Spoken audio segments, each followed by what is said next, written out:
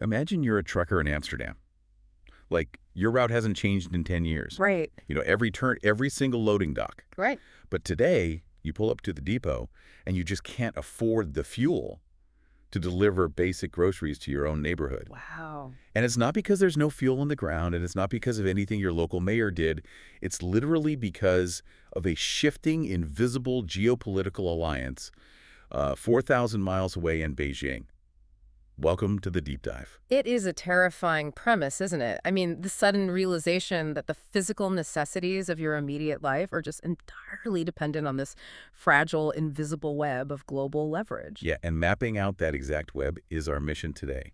We're unpacking a highly charged, incredibly intense Dutch interview featuring two guys, Bart Brands and Ab Flips. Right, and to really understand the weight of this conversation, you kind of need to know who Flips is. He brings 13 years of defense experience from the Cold War era to the table. And, well, when someone with that background looks at the modern supply chain, they don't see efficiency, you know? No, not at all. They see vulnerability. Exactly. They see massive vulnerability. So they sit down and weave together the conflict in the Middle East, European energy policies, logistics, and ultimately these really extreme personal survival strategies. But before we go down this rabbit hole, we really need to establish the rules of engagement for our analysis today. Yes, very important. Because Brands and Flips, they are not holding back at all. Oh, not even a little bit. They are presenting a worldview that is raw, it's heavily opinionated, and highly critical of the current establishment. I mean, they offer sharp critiques of left-wing European governments. They genuinely believe the European Green Deal is effectively economic suicide. Yeah. And they offer distinct praise for Donald Trump's geopolitical strategies regarding Iran and China. Which is exactly why we are approaching this like intelligence analysts. Our goal today isn't to tell you if Brands and Flips are right or wrong, or, to take a political stance on their views of the Green Deal. Right. We are totally neutral here. Completely. Our job is to reverse engineer their worldview. We are going to put on their mindset to understand exactly how they connect these massive global dots and why they are sounding this alarm. We are mapping the blueprint they've drawn, not endorsing the building. That's a great way to put it. And the blueprint they draw is just staggering. I mean, we are going to look at why they believe the modern world is one localized fuel shortage away from repeating the horrors of the 1944 Dutch hunger winter. Yeah, that part is wild. And we'll explore why the situation feels so imminent to them that Flips is literally selling his house, fleeing the Netherlands, and securing residency in Paraguay. Okay, let's unpack this. Because, to understand why someone packs up their entire life and moves to South America, we actually have to start in the Middle East. We do. Brands and Flips, they initiate this whole massive theory by looking at the geopolitical chessboard, specifically the tension between the United States and Iran. But they don't look at last week's news cycle. They rewind the clock 47 years. Right back to 1979. The Iranian Revolution. Exactly. Their argument is that you really cannot understand the current Middle East by looking at isolated skirmishes. You have to recognize a multi-decade methodical strategy. Right. Since 1979, the Iranian regime has been building what they refer to as a ring of fire. A ring of fire. That's a highly evocative term. But what does that actually look like on the ground logistically? Well, it's the shift from traditional state-on-state warfare to asymmetric proxy warfare. Okay. Instead of building a conventional army that the U.S. could easily destroy in a direct confrontation, Iran spent decades funding, arming, and training decentralized militia groups across the region. So we are talking about groups like Hamas in Gaza, Hezbollah in Lebanon, and the Houthis in Yemen, right? Exactly. The men in this interview argue this is a calculated ring of containment. It surrounds Israel, it threatens global shipping lanes in the Red Sea, and it provides Iran with incredible leverage without triggering a direct, undeniable act of war. Yeah, and while this proxy network creates chaos on the surface, they argue there's a much darker long-term project happening underground. Literally underground. Right. Massive subterranean weapons facilities. And the ultimate goal of this 47-year patience. A nuclear weapon. Brands and Flips argue that the entire proxy strategy is essentially a massive, violent distraction and deterrent while Iran enriches uranium. Because the moment Iran possesses a functional nuclear bomb, the geopolitical math completely changes. Permanently. They point to North Korea as the prime example. Once you cross the nuclear threshold, regime change from outside forces becomes effectively impossible. You just become untouchable. But here's where my mind was completely blown by their analysis. I mean, we hear so much about the U.S.-Iran dynamic in a vacuum, but they argue Iran is not the final boss. No, not at all. The deeper thesis, and they attribute this specifically to the strategic doctrine developed during the Trump administration, is that the United States is barely looking at Tehran. Right. The U.S. is looking straight through Tehran all the way to Beijing. This is the critical pivot in their worldview. The U.S. isn't trying to contain Iran just for the sake of the Middle East. The U.S. is actively preparing for and trying to survive a future clash with China. Wow. And Iran is just a pawn on that much larger board. Wait, walk me through that, because, I mean, China has Russia right next door. They have massive overland borders. So why is Iran the linchpin in a U.S.-China conflict? It comes down to the sheer staggering volume of energy required to run the Chinese industrial machine. Okay. Overland pipelines from Russia are significant, sure, but they carry just a fraction of what moves by sea. China is heavily structurally invested in Iran. Right, they have this deep strategic partnership. Exactly. It's a partnership where China supplies Iran with highly advanced military tech, specifically rocket fuel formulations and guidance systems for ballistic missiles. And in exchange, China gets a massive, continuous flow of deeply discounted oil. Precisely. And to get that oil from the Iranian coast to a Chinese refinery, it obviously has to move through water. Which brings us to the most dangerous piece of maritime real estate on the planet. The Strait of Hormuz. Right. It's this tiny, narrow waterway between Oman and Iran. I mean, to give you a sense of scale, at its narrowest point, the shipping lanes in either direction are only 2 miles wide. 2 miles, that's nothing. It's insane. And through those 2 miles of water passes roughly 20 to 25% of the world's total global oil consumption. 25%. Yeah, we are talking about fleets of VLCCs, very large crude carriers, moving millions of barrels a day, primarily destined for the Asian markets, China, Japan, India. I mean, imagine a massive global relay race, but there's absolutely no slack in the schedule. Right. And the baton is the oil. If one runner trips in the Middle East, the baton doesn't just arrive late in Beijing. The entire industrial economy starves. This completely reframes the U.S. strategy. It's like playing a game of Risk, right? Where you attack a small territory purely to cut off your main opponent's supply line. If you want to weaken China, you don't attack the Chinese mainland. You just sit a carrier strike group outside the Strait of Hormuz. By putting a chokehold on Iran, the U.S. is indirectly keeping its hand wrapped around China's economic windpipe. Yes. If we connect this to the bigger picture, it's resource denial as grand strategy. If the U.S. can control or even just credibly threaten the flow of oil out of the Persian Gulf, they hold the ultimate trump card over the Chinese economy. But let me interrupt this theory for a second, because I see a massive contradiction here. And to be fair, Flips and Brands acknowledge it too. Oh, absolutely. They point out that right now, today, there's plenty of oil in the world. I mean, the U.S. pumps more oil domestically than anyone else. There are literal armadas of tankers fully loaded with crude, just idling off the coasts of Europe and Asia, waiting for the price to tick up so they can unload. Yeah, that's true. So if the physical liquid exists in abundance, why does a localized conflict in a 2-mile strait cause global panic? Well, because you have to understand how market psychology and the physical mechanisms of global logistics interact. The market doesn't trade on the reality of what might be pumped out of Texas in 6 months. Right. It trades on the raw terror of what won't arrive at a refinery tomorrow. Oil is a globally fungible commodity. If you shut down the Strait of Hormuz, the 20% of the global supply that usually comes from there just vanishes. We've gone. Yeah. The countries that relied on it, like China, will instantly pivot and try to buy the oil coming out of the Atlantic or the North Sea or the Gulf of Mexico. Bidding up the price for everyone, everywhere simultaneously. Instantly. The logistical shockwave doesn't respect borders at all. And it's not just about price, it's about the physical disruption of a highly calibrated, just-in-time delivery system. Which is terrifying. It is. The tankers idling off the coast are a buffer, but a tiny one. The world operates on flow, not storage. Disrupt the flow, and you weaponize the entire supply chain. Which transitions us from the high-level, abstract chess game of superpowers right down to the cold, hard reality of the street level. We're talking about the energy crisis.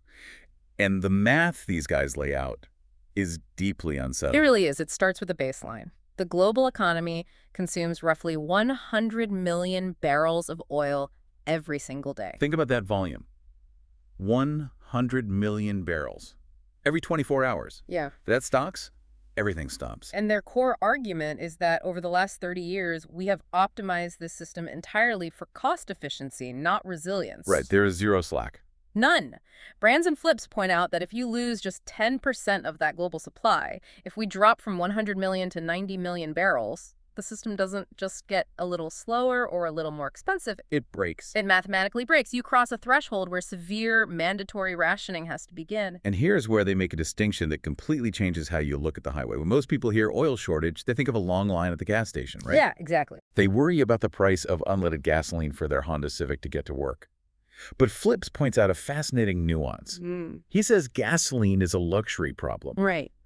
The true existential threat, the thing that brings down nations, is a shortage of diesel. Because the chemistry and the economics of diesel are entirely different. Gasoline moves the white-collar worker to the office. Diesel moves the physical world. Yeah. Diesel is more energy dense. It provides the low-end torque required to move massive weight. They call it the bloodstream of the economy. It really is. Let's trace the life cycle of a single tomato in your local supermarket to prove their point. Okay, let's do it. A diesel tractor plowed the field. A diesel harvester picked it. A heavy-duty diesel truck transported it to a processing plant. Right. A diesel-powered train moved it across the country to a regional distribution center. A refrigerated 18-wheeler running on diesel brought it to your town. Wow. Even the backup generators at the hospital down the street from the supermarket, they run on diesel. The sheer physical provisioning of human life in the 21st century is inextricably tethered to that specific fuel. To hammer home how fast this falls apart without diesel, Flips uses a historical analogy that carries massive, dark cultural weight for a Dutch audience. He invokes the 1944 Hunger Winter. Yeah, that's a heavy comparison. It is. We all know the broad strokes of the Hunger Winter. It was a catastrophic famine in the western provinces of the Netherlands during the brutal winter of 1944 to 1945. Right. More than 20,000 people starved to death in modern developed cities like Amsterdam and Rotterdam. People were literally boiling tulip bulbs just to get a few calories. But Flips introduces a new angle, a detail that completely reframes the tragedy. He points out that the starvation in Amsterdam wasn't primarily an agricultural failure. Right. It wasn't that the crops didn't grow or that the soil was poisoned. There were farms just 50 or 60 kilometers outside the city center that had food. Plenty of food. They had potatoes, they had dairy, they had meat. It was a pure, unadulterated logistics failure.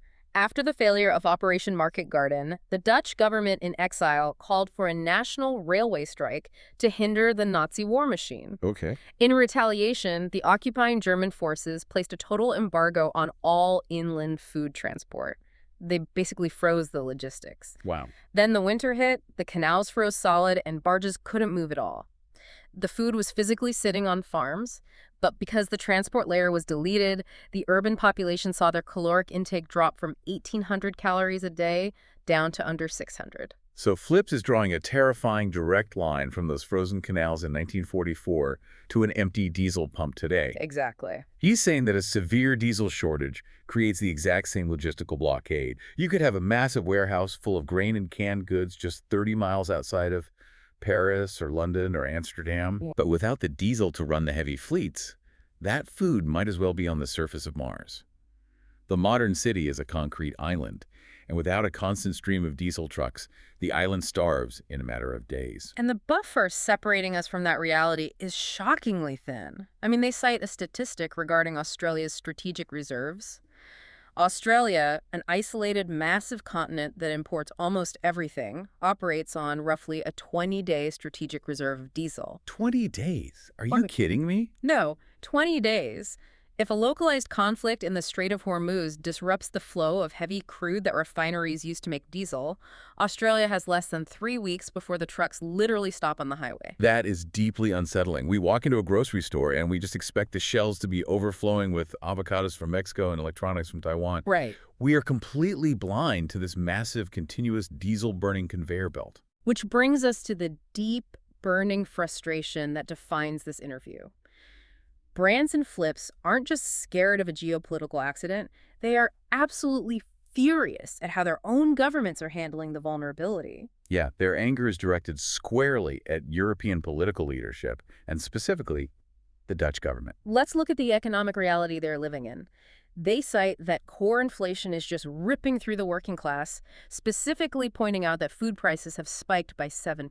Yeah. And when food and energy spike, it acts as a brutal, regressive tax. It Right. doesn't really affect the elite, but it completely crushes the middle and working classes. Absolutely. And Flips points out the glaring disparity in how different European nations are trying to cushion this blow. He does this rapid-fire comparison, right?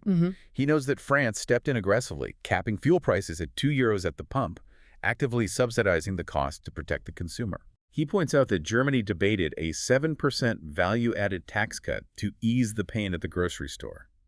But then he looks at his own government in The Hague, and he sees them maintaining massive structural taxes on energy. He argues they are doing way worse than just keeping taxes high. He claims they are actively destroying their own energy security. Right. The prime example he uses is the Groningen gas field. This was once one of the largest natural gas fields in Europe, located in the northern Netherlands. Now, to be fair, the government has been shutting Groningen down for years because the drilling was causing low-level earthquakes that damaged local homes. Sure. But Flipsy's point is about the method and the timing of the shutdown. Exactly. Even in the face of a massive global energy crisis where Europe was scrambling to replace Russian gas, the Dutch government didn't just pause operations at Groningen. What did they do? They sent crews out to literally pour specialized concrete deep into the wellheads. Like actual concrete? Actual, literal concrete. They permanently physically sealed them. They destroyed the infrastructure so it could never be reopened, even in an extreme national emergency. To Flipsen brands, pouring concrete into your own energy supply while inflation rips through your population isn't just bureaucratic incompetence. They view it as an ideological crusade. Right. And this brings us to their central critique, the European Green Deal. The Green Deal is the EU's massive legislative framework designed to make Europe climate neutral by 2050. It involved heavy carbon taxes, the aggressive phase-out of internal combustion engines, and the rapid dismantling of fossil fuel infrastructure. But the reality check Flips provides is the baseload. He argues that despite all the solar panels and wind turbines, 80 to 90% of the actual functioning energy needs of the global economy are still met by fossil fuels. Their argument is a matter of sequencing. Transitioning to green energy is one thing, but they argue that European governments are intentionally suffocating the fossil fuel supply before the green infrastructure is actually capable of carrying the load of an industrial economy. They call it suicidal, right? Great idea. They point out the global competitive disadvantage. Like, do you think China or India are pouring concrete into their own gas wells? Not a chance. No. No. They're building coal plants at a record pace because they prioritize raw economic growth and energy security over emission targets. So Europe is unilaterally disarming its economy. And this leads to the darkest, most cynical theory in the entire interview. They don't believe the high taxes and the concrete in the wells are a mistake. They invoke a famous political maxim: never let a good crisis go to waste. Yeah. This is the idea that politicians will use a moment of severe societal shock, like a war, a pandemic, a supply chain collapse, to force through structural, unpopular changes that the public would fight tooth and nail during normal times. Exactly. They believe the state actually wants fuel to be unaffordable. By refusing to lower the massive taxes on diesel and gas during a geopolitical crisis, the government is artificially amplifying the pain. To forcefully alter consumer behavior, to squeeze the working class so hard that they abandon their cars, stop flying, and accept a lower standard of living. They view this as the intentional, forceful acceleration of Agenda 2030. So what does this all mean? We hear Agenda 2030 thrown around a lot. Right. What does it actually mean in the context of their worldview? Technically, Agenda 2030 refers to the UN's Sustainable Development Goals, a broad set of targets for eliminating poverty and fighting climate change. Okay. But to critics like Flips, Agenda 2030 is shorthand for a top-down technocratic takeover. They view it as an elite agenda designed to strip the middle class of their mobility, their property rights, and their economic independence under the guise of environmentalism. Put yourself in the shoes of someone who genuinely believes this. Yeah. How is a citizen supposed to navigate a situation where they feel their own government's long-term environmental goals are actively hurting their short-term ability to pay for groceries? The psychological friction is unbearable. It is. You are struggling to pay for groceries, and you look at your leaders and you don't see someone trying to help you. You see someone who is using your financial suffering as a policy tool to achieve an abstract climate goal. And when a citizen believes their government has weaponized their basic necessities, The social contract disintegrates entirely. Right. And Flipsen Brands warned that this isn't just theory anymore. The fraying of that contract is becoming physical, violent reality. If the supply chains are as fragile as the hunger winter, and the public feels entirely abandoned, what happens? They look to Ireland. Yes, They Ireland. point to Ireland as the canary in the coal mine for the rest of Western Europe. And the imagery they describe in Ireland is a complete departure from a functional Western democracy. They describe the country as being in a state of war. They aren't talking about peaceful marches with picket signs either. No. They claim that military panzer wagons, armored military vehicles, are being deployed into civilian streets to maintain order. But the most chilling detail isn't what the military is doing, it's what the civilians are doing to the police. This is a profound breakdown. They describe scenes where ordinary citizens are actively refusing to allow police officers to fill up their squad cars at local gas stations. Wow. The public is physically blocking the pumps. They describe police having to get out and physically push their own vehicles down the street. Think about the mechanics of that. I mean, the state's monopoly on force relies on compliance. Exactly. The police officer needs the civilian gas station attendant to turn on the pump. The officer needs the mechanic to fix the radiator. If the public universally decides to withdraw that basic logistical support, the enforcement arm of the state instantly seizes up. It's the ultimate withdrawal of consent. It indicates a total collapse of state legitimacy. The populace isn't just protesting a policy. They view the police as an occupying force protecting an elite that is starving them. That is a dark shift. Flips argues this happens when fuel goes from being expensive to being completely unaffordable. When you price a man out of his ability to drive to work and feed his kids, he doesn't write a letter to his member of parliament. He turns on the system. And they argue the government knows exactly what is coming.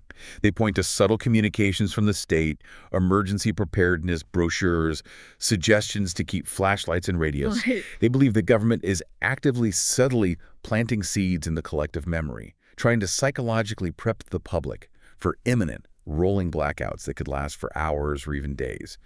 Let me ask you a psychological question here. Sure. If you wake up every day believing that the macro infrastructure is about to fail, and that the people running it actually want it to fail, what does that do to a human being?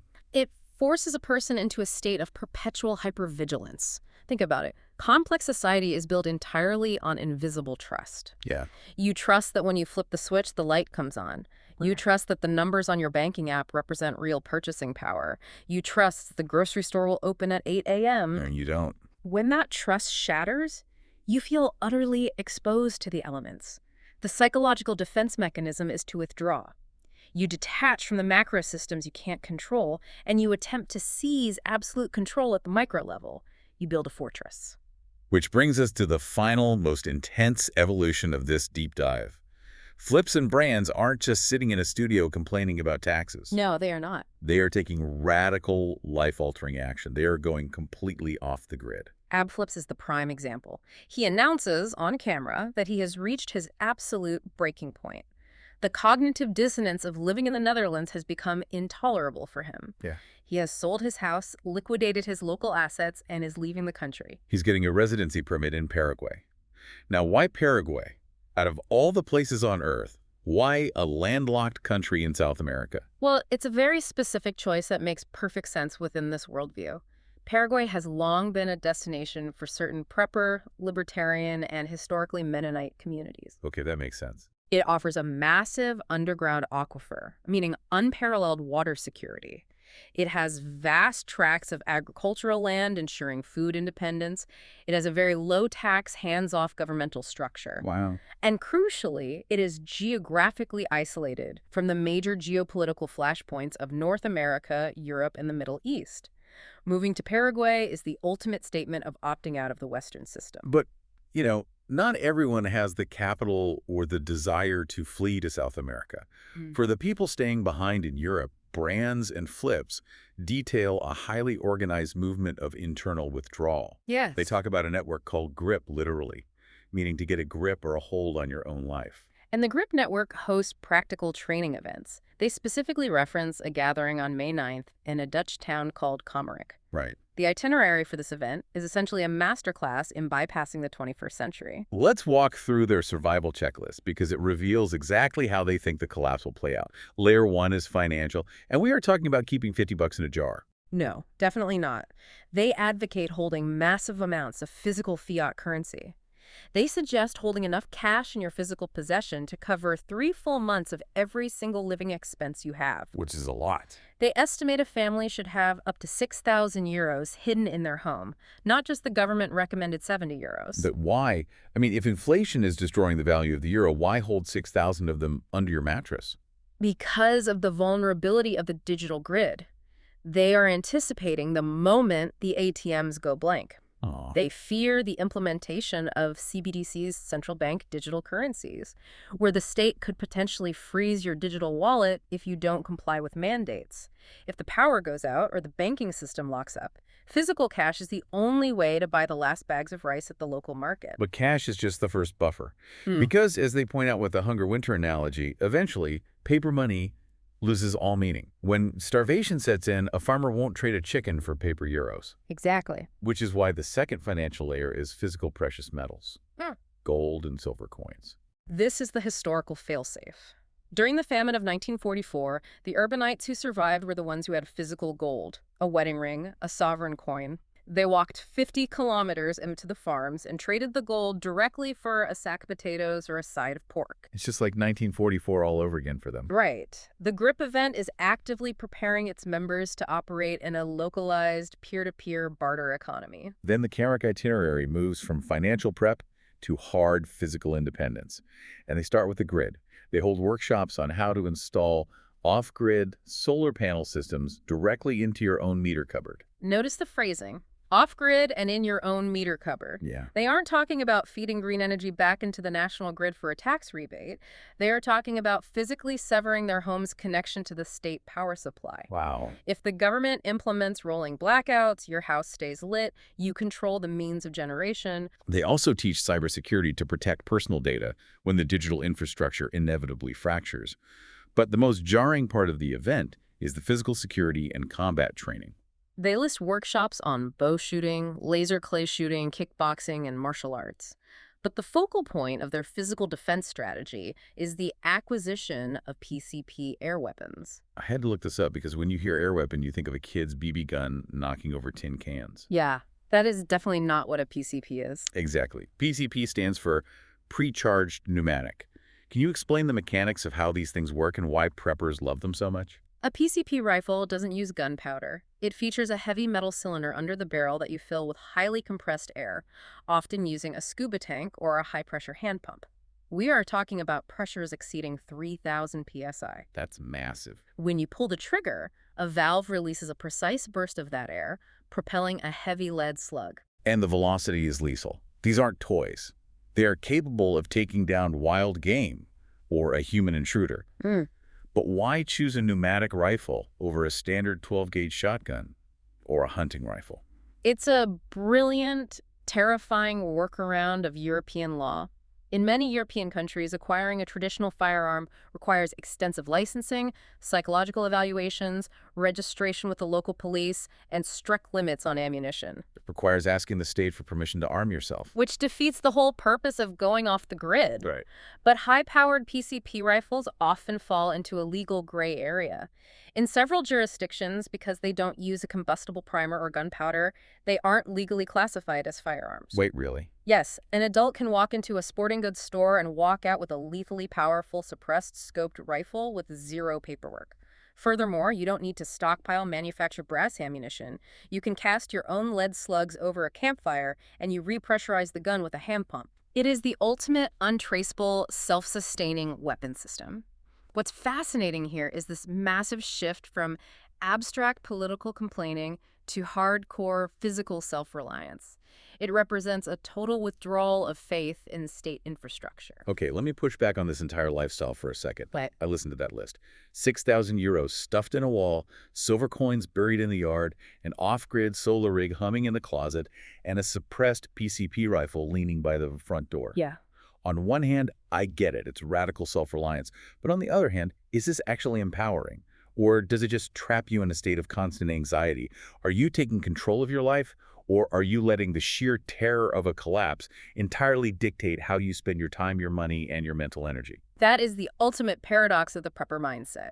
Taking physical action does alleviate psychological anxiety. By learning to purify water or generate power, you reclaim a sense of agency in a world that feels overwhelmingly complex and fragile. You aren't just a helpless victim waiting for the lights to go out. Exactly. You feel like you have a plan. But the trap is that the horizon of disaster is always receding. You can never be fully prepared for every variable. Right. You can have the solar panels, but what if a mob attacks? You have the rifle, but what if you get an infection and there are no antibiotics? If you view the world primarily through the lens of imminent violent collapse, you inevitably become isolated. Yeah, that makes sense. You become hyper-vigilant. You start viewing your neighbors not as a community, but as potential threats who might come for your food. The preparation designed to make you free can easily become a cage of paranoia. Which brings us to the end of this massive map we've drawn. We've gone from the Strait of Hormuz to the frozen canals of 1944 to the concrete-filled gas wells of Groningen, all the way to a prepper holding a pneumatic rifle in Kamarek. It is an incredibly dark, heavy narrative. They see a world where the macro systems are failing, either through malice or incompetence, and the only logical response is radical, localized retreat. But, there is a twist at the very end of this interview. After an hour of predicting war, famine, and the collapse of the European middle class, Flipsen Brands end on a note of, well, optimism. Yeah, it's a very specific, almost brutal type of optimism. It's Yeah. rooted in chaos theory and creative destruction. They point to human adaptation. They note that while Europe might be hamstringing itself, the rest of the world isn't stopping. Right. They mention that Nigeria is stepping up to pump more oil, and new extraction operations are spinning up in the North Sea. They argue that humanity has an unbroken track record of finding a way out of the dark, even if it has to crawl. The underlying philosophy is that the current system is fundamentally rotten. They believe that the old structures, the fragile global supply chains, the overbearing bureaucracies, the reliance on fiat currency are so deeply flawed that they literally need to break down entirely. Wow. The chaos isn't the end of the world, it's a necessary crucible. It forces the population to wake up, to get out of their comfort zones, and to build something fundamentally more robust and self-reliant from the ground up. So we turn this back to you, the listener. You've heard the blueprint. Whether you think Flips is a visionary prophet or a paranoid extremist, whether you believe the Green Deal is the savior of the planet or economic suicide, there is a core, undeniable reality beneath all the politics. The profound vulnerability of the hyper-connected, just-in-time modern world is a physical fact. The margin for error in global logistics, the diesel in the trucks, the ships in the strait, is razor thin. And so we want to leave you with a final, provocative thought. Forget the geopolitical chess match for a moment. Bring it down to your own front door. If the invisible, digital, and logistical systems you rely on every single day, the grocery store deliveries, the ATM networks, the municipal water pressure, the electrical grid, were forced to pause tomorrow, what is your personal baseline for resilience? Beyond the politics, beyond the anger, how off-grid is your own peace of mind? It's a question that permanently changes how you look at a full tank of diesel and a well-stocked pantry. Thank you so much for joining us on this deep dive. Thank you for listening. Keep asking the hard questions.